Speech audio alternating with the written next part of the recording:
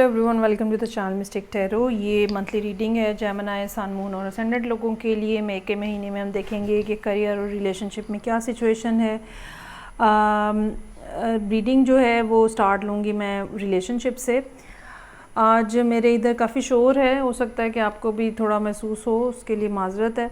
अच्छा, रिलेशनशिप के हवाले से ना कम्युनिकेशन और बॉन्ड्स के कार्ड यहाँ पे बहुत ज़्यादा नज़र आ रहे हैं। पैशन है काफ़ी ज़्यादा, लेकिन सूरत हाल शायद आपकी फ़ेवर में या कंट्रोल में या मर्ज़ी के मुताबिक नहीं है।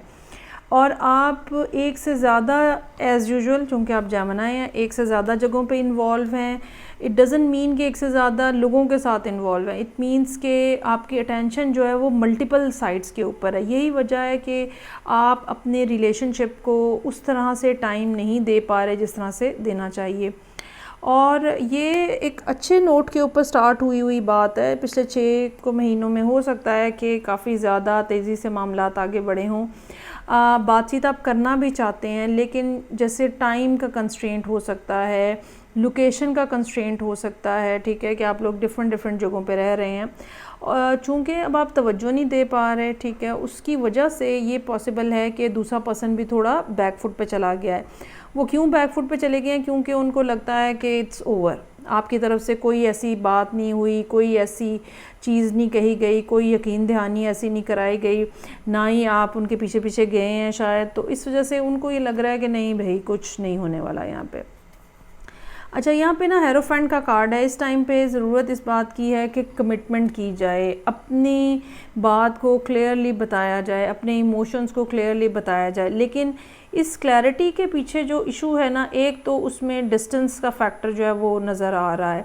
दूसरा मेरा ख्याल है कि ये भी फैक्टर होगा कि पहले कौन बोलेगा, पहले कौन बात करेगा। एक तरफ ये पर्सन है जो कि बड़ी सैड स्टेट ऑफ माइंड में है, दूसरी तरफ आप हैं जो कि हाथ पांव बांध के बैठे हुए हैं और कुछ नहीं कर रहे हैं। अच्छा, जजमेंट का कार्ड यहाँ पे हमें ये बता रहा है कि भाई होना तो है, टाइम आ गया है, अभी नहीं तो 10 दिन बाद सही, 15 दिन बाद सही। You really need to speak about the whole thing. जो आपकी फीलिंग्स हैं, जो आपके इमोशंस हैं। हालांकि पास में या जब ये रिलेशनशिप स्टार्ट हुआ तो तब आप एक बहुत ही स्ट्रॉन्गर पर्सनैलिटी के साथ, मैजिशियन के कार्ड के साथ रिप्रेजेंट हो रहे हैं। ना सिर्फ बड़ी अच्छी कम्युनिकेशन हो सकती है, बल्कि आपने इस पर्सन को बड़ा अच्छा कन्विंस भी किया होगा कि भाई आप बिल्कुल 100 जान से इनके ऊपर फ़िदा हैं। लेकिन उसके बाद जो है वो कुछ मामलात इस तरह से बने हैं कि कोई सूरत हाल जो है वो नहीं क्लियर रही। सो एस ऑफ पेंटिकल्स है, आपको यकीनन प्रपोज़ करने की भी ज़रूरत है। हेरोफेंट के साथ जब हम मिला के ये कार्ड पढ़ते हैं तो ऐसा नज़र आता है कि आपको प्रॉपर एक रिंग के साथ प्रपोज़ करने की ज़रूरत है। 2 ऑफ कप्स है, आपके अपने जहन में भी ये बात है कि ओके मुझे प्रपोज़ करना है। 4 ऑफ वॉन्ड्स हमें, 3 ऑफ वॉन्ड्स के साथ 4 ऑफ वॉन्ड्स हमें ये बता रहा है कि चीज़ें जो हैं वो जल्दी डेवलप हो जाएंगी, तेज़ी से डेवलप हो जाएंगी। जजमेंट का कार्ड भी है, 8 ऑफ वॉन्ड्स भी है। ऐसा भी पॉसिबल है कि आप एक जगह से दूसरी जगह इस पर्सन से मिलने के लिए जा रहे हैं। लेट्स से कि आप दोनों किसी एक ही शहर में रहते थे और आपकी जॉब की वजह से आप किसी दूसरी जगह चले गए हैं। टाइम जोन का डिफरेंट होना भी एक इशू बन सकता है अगर ये इंटर कंट्री कोई बात है। तो अब ऐसा लगता है कि जैसे you are thinking to go back to the original place, और वहाँ जाके फिर आप जो है वो कोई बात करना चाह रहे हैं और कोई चीज़ करना चाह रहे हैं और रिलेशनशिप को बेहतर बनाना चाह रहे हैं। अच्छा, इसमें एडवाइस का कार्ड जो है वो वर्काहॉलिक का कार्ड है, वो आप हैं, ठीक है, लेकिन ये कि काम से हट के भी कोई ज़िंदगी में और भी चीज़ें हैं, सिर्फ सारा वक्त काम नहीं हो सकेगा। और दूसरा कार्ड जो है वो एक्सपेंशन का कार्ड है। ये कार्ड हमें ये बता रहा है कि फीलिंग्स के अंदर, इमोशंस के अंदर एक्सपेंशन आने का टाइम है। अब बता देने का टाइम है, कह देने का टाइम है, शेयर करने का टाइम है। और इस चीज़ के लिए कि आप बता पाएँ, ठीक है, आपको ना क्लूज़ और हिंट्स भी मिल रहे हैं। Universe is giving you some sort of clues कि okay now is the time to talk to the person, now is the time to speak up about your own feelings.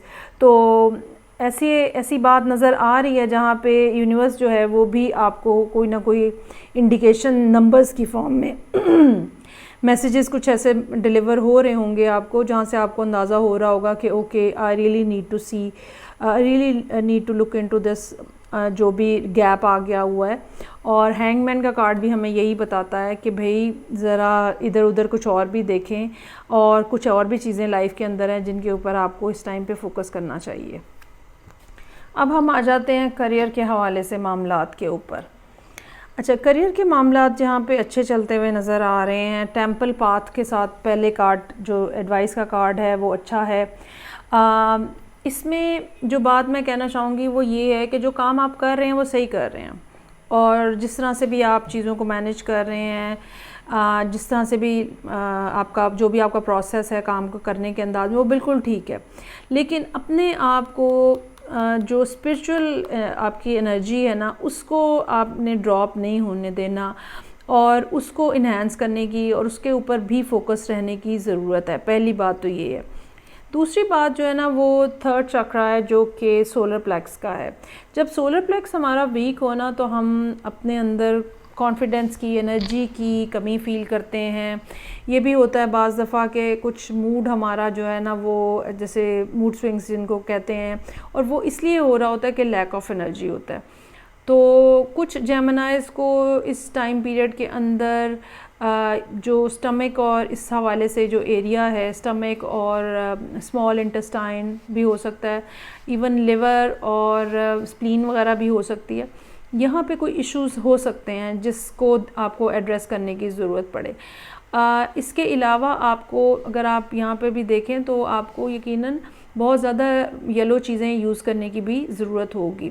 अच्छा, अब अगर हम करियर के हवाले से देखें तो करियर के मामलात में थर्ड चक्रा की मौजूदगी हमें ये बता रही है कि जो आप एक्सपेक्ट कर रहे हैं वो खाली एक्सपेक्ट ना करें, बल्कि उसके लिए आपको कोई एक्शन लेने की भी ज़रूरत है।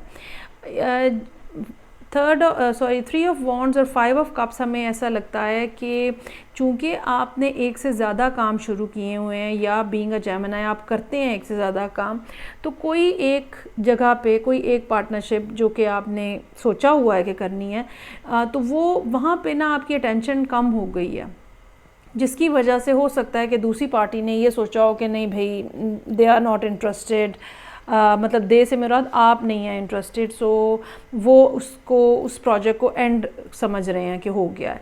ऐसा नहीं है, चूँकि यहाँ पे चीज़ें जो हैं वो हमें ये इंडिकेट कर रही हैं कि आप बिज़ी ज़्यादा हैं। सो ये रीडिंग को आप एक इंडिकेशन के तौर पे लें कि अगर किसी जगह पे किसी एक काम के ऊपर ज़्यादा अटेंशन होने की वजह से दूसरा काम डिस्टर्ब हो रहा है, तो नाउ इज़ द टाइम कि आप उस चीज़ को भी लुक आफ्टर करें।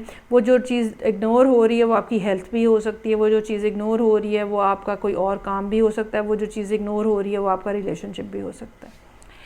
तो ये थी रीडिंग जो कि जेमिनी लोगों के लिए थी, सन, मून एंड असेंडेंट। फीडबैक का मुझे इंतज़ार रहेगा। मैं आपसे नेक्स्ट रीडिंग के साथ फिर मिलूँगी। अपना बहुत ज़्यादा ख्याल रखिएगा। खुदा हाफिज़।